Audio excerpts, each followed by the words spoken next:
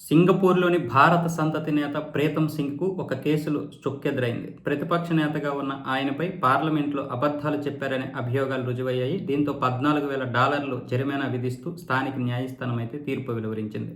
అయితే ఈ శిక్షతో పార్లమెంటు సభ్యుడిగా అనర్హత వేటు పడే అవకాశం లేదని ప్రభుత్వ వర్గాలైతే వెల్లడించాయి.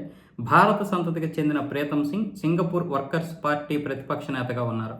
అయితే ఆ పార్టీకి చెందిన మాజీ సభ్యురాలు రయీసా ఖాన్పై 2021లో పార్లమెంట్లో అబద్ధం చెప్పారనే ఆరోపణలు రావడంతో ప్రివిలైజేషన్ కమిటీ విచారణ చేపట్టింది. కమిటీ ముందు విచారణకు హాజరైన ప్రీతం సింగ్ 2 సందర్భాల్లో తప్పుడు వాంగ్మూలం ఇచ్చారనే అభియోగాలు వచ్చాయి. దీనిపై 4 నెలల క్రితం విచారణ మొదలైంది. 2 అభియోగాల్లో ప్రీతంపై నేరం రుజువు కావడంతో ఒక్కో కేసులో గరిష్టంగా $7,000 జరిమానా విధిస్తూ స్థానిక న్యాయస్థానం తీర్పు చెప్పింది.